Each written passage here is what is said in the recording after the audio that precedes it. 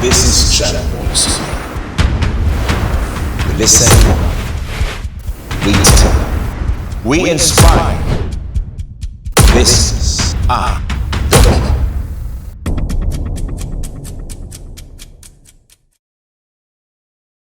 In preserving the peace and harmony of our land, extending security beyond the airs and waters, and upholding the sovereignty of the country, supporting the Philippine Constitution and defending its territory against terrorism and other forms of threat, whether of civilian or military in nature.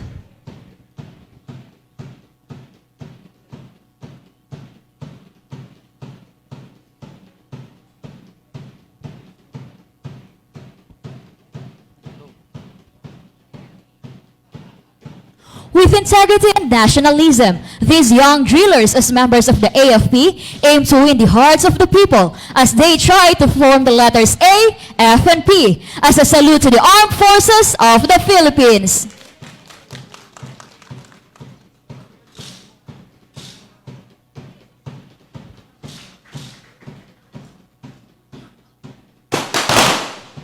With the AAP's expanded role towards the nation building, the military organization and its branches, the Philippine Army, The Philippine Navy, and the Philippine Air Force have dedicated its resources to promote and develop public support in winning peace and ending the decades-long insurgency in the country.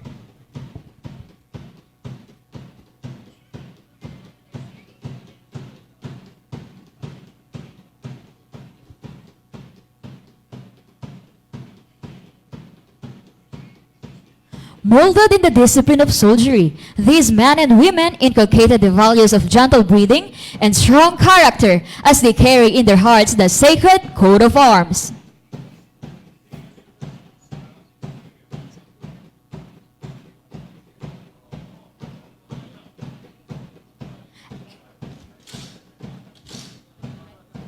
Excellence is our way of expressing our gratitude to all of you. Masinag has come together to share this common goal, making us one and united in building a better nation for our fellow Filipino people. The unity and camaraderie we have shown in this formation, the X Factor, is a reflection of the countless practices bravely endured by our drillers to showcase the military discipline and professionalism of Class Masinag. The tricks and the exchange of rifles represent our train of thoughts that no one is left behind. This rifle drill has always been part of the Army. As first of its kind in 10th Division Training School, this silent drill exhibition is a way for Class Masinag to show honor and respect to the profession of arms that greatly improve our communication, to become more efficient and significantly improve our coordination, balance, and sixth sense to silently move as one.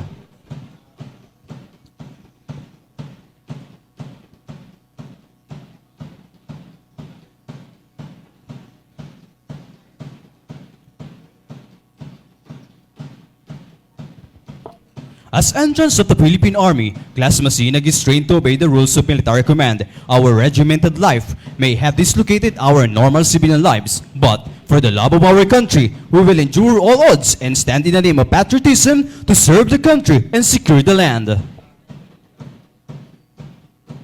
The Philippine Army, as the main, oldest, and largest branch of the armed forces of the Philippines, is responsible for the warfare of our Philippine boundaries in preserving the peace, harmony, and security of our land. Thus, in honor to the organization, Class Masinag forms the initials PNA as a salute to the Philippine Army. With the core competencies of soldiery, the Class Masinag is ever ready to perform its duties to the country in securing its boundaries for our fellow Filipino people.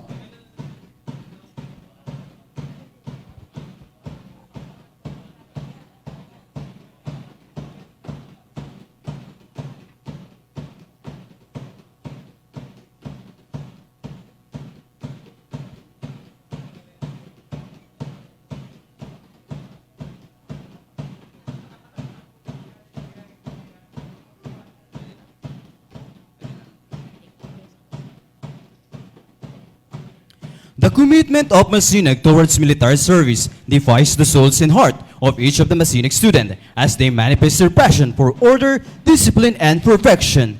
By strengthening the desire to be the service to the Filipino people, Masinag comes anew with a dedication in securing the state.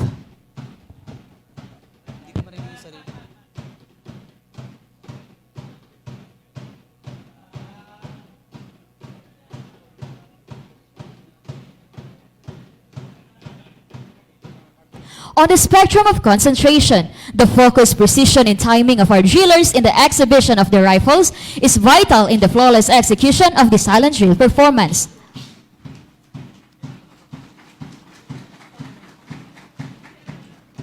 Class Masinag breaks the space and the barriers that separate them from each other to create a durable band that ties them in the peace campaign of the Republic of the Philippines para sa bayan at kapayapaan.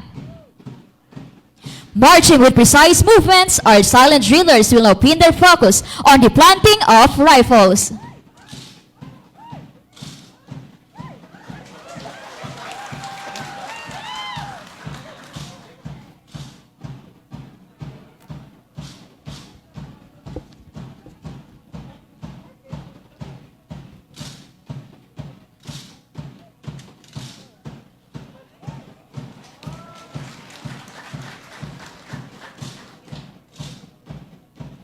Ladies and gentlemen, watch as Masinag moves forward to show you the passing of rifles. As a symbol of camaraderie, Class Masinag is responsible for each other because this is the Masinag Band. Exhibition symbolizes the sharing and helping among our fellow Masinag classmates. Class Masinag will now perform the throwing of rifles. In this drill, they will throw the rifle to the person next to them, which shows how Masinag trust each other.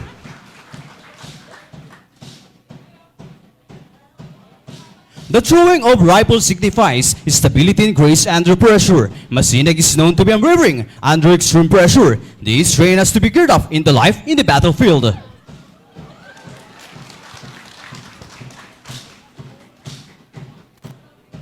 The sun, as a dominant ball of star around which Earth and other components of the solar system revolve, is symbolic in the creation of the Philippine national flag as a symbol of unity, freedom, and people's democracy. Hence, Masinag forms the sun with the following representation of its race. The first ray represents the member of the National Commission on Indigenous Peoples, comprising 44.03% of the Class Masinag. The second ray represents our friends rescued from the armed groups, comprising 11.6% of the class. On the other hand, the third ray is a representation of the members of the CAFGRU Active Auxiliary with 21.84% of Masinag. The fourth ray represents the 22.53% group of skilled individuals and professionals who are all working hand in hand for the service of the Filipino people. Class Masinag dedicates the fifth ray to the fallen soldiers and their families who made the biggest sacrifice in preserving peace in the country. The sixth ray is dedicated in ending gender-based violence and recognizing women empowerment in this military environment. However, the seventh ray is for everyone in the front line as heroes in the midst of this COVID-19 pandemic. And lastly, the eighth ray is highly dedicated by Class Masinag to God, country, and the Filipino people.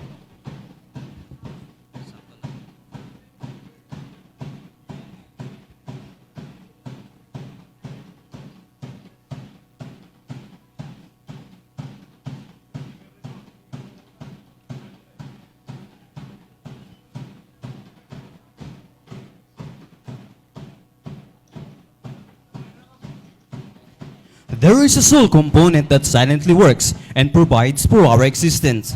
It essentially connects itself to all parts of our system to sustain life. As they say, a person's heart is not only a size of a piece and muscle that pumps blood and nourishment.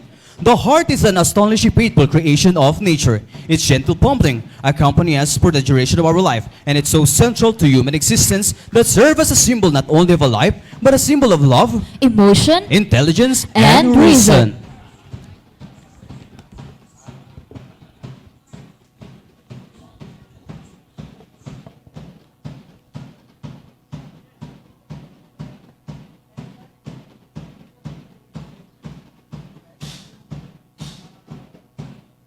At one time, the heart was believed to be an organ of consciousness, the organ of vitality, and the voice of the human soul. In the heart of each Masinag lies the core of their feelings, sentiments, and passion as their youthful hearts are taken by their ideals and their duties. As you can see now, ladies and gentlemen, this heart is the ever-blazing heart of Class Masinag na sa gitna ng pagkakaiba ay nagkakaisa to serve the nation as a representation of honor, patriotism, and duty. Ladies and gentlemen, This heart is for you.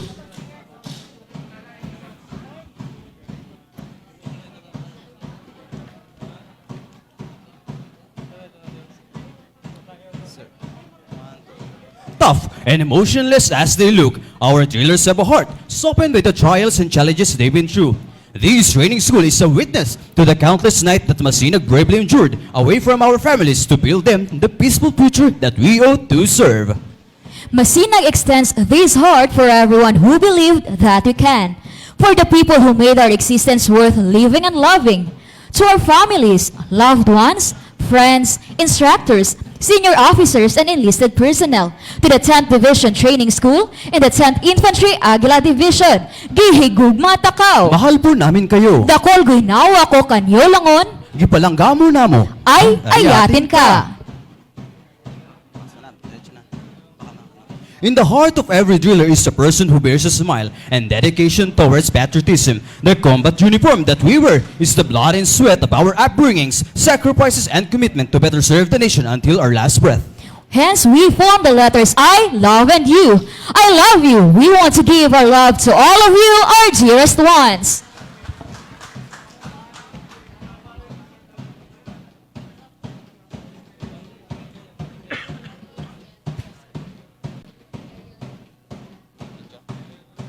On 15 November 2021, 300 civilians from different walks of life took its oath as new privates of the 10th Infantry Agila Division, Philippine Army.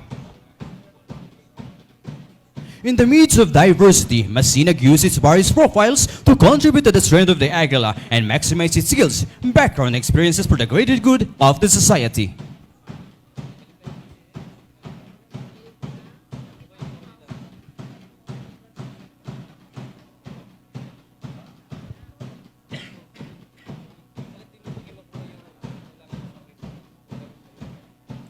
The journey was never easy, but every step of the way is instrumental in building what Class Masinag is today.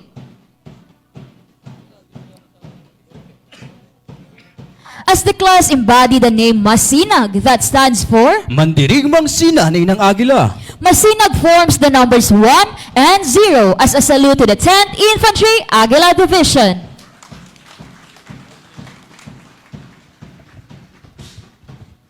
Masinag proudly vows our commitment before you, geared with the unending determination to be of service to the home of the Agila troopers in helping accomplish the mission of the 10th Infantry Agila Division in winning peace in the security landscape of Davao region.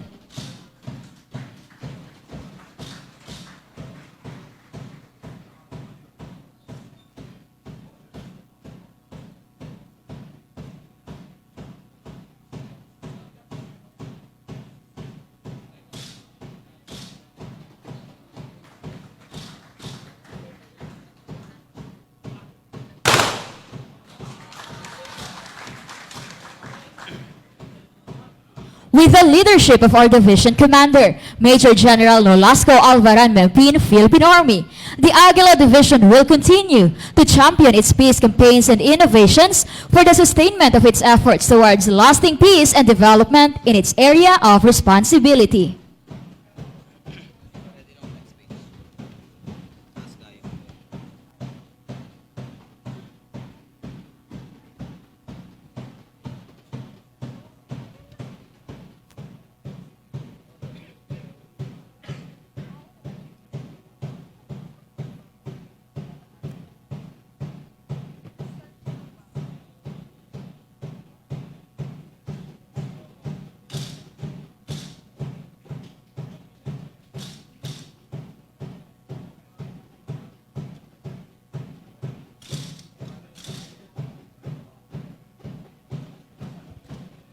As Masinag moves forward to pay homage to our training school, where our vision of becoming proficient soldiers came into reality, the drillers will try to form the letters B, TNS, as a salute to the home of the trainers, the 10th Division Training School, whose dedication and commitment made a difference in the transition of our civilian life to the regimented military command.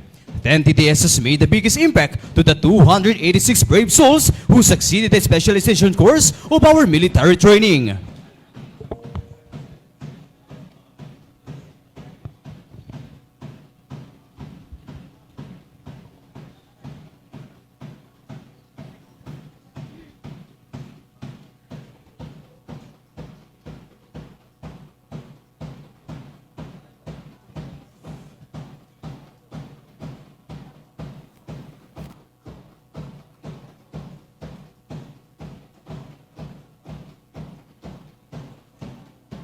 D, T, and S.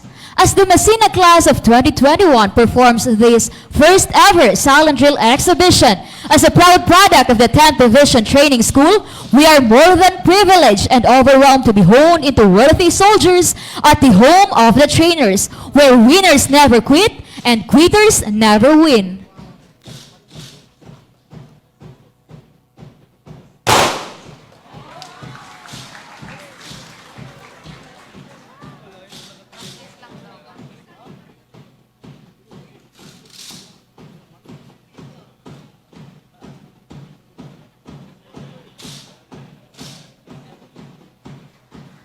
The minute we pledged our loyalty as new privates of the Philippine Army was the very same moment that Class Masinag submitted itself to the profession of arms to purposely contribute to the peace and order situation of the country.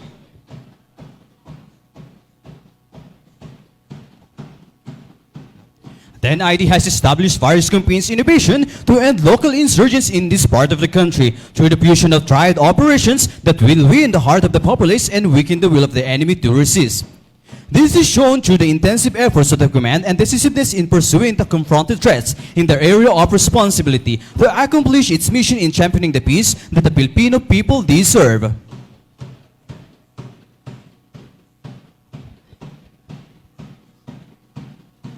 The conduct of focused military operations, purposive civil military operations, and strategic intelligence operations created the greatest advantage to the 10th Infantry Agil Division in the attainment of lasting peace in Davao region, in the sustainment of its developmental gains with the help of President Rodrigo Roa Duterte's whole-of-nation approach in ending local communist armed conflict in the country.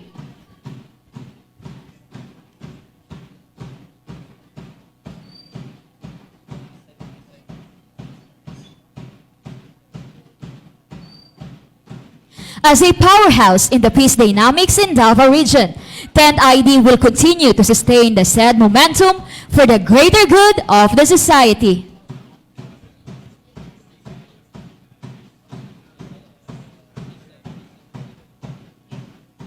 Thus, Masinag as a class bonded by diversity forms the peace sign that will work its way to be the service to the Agil Division Para sa kalinaw o kalambuan.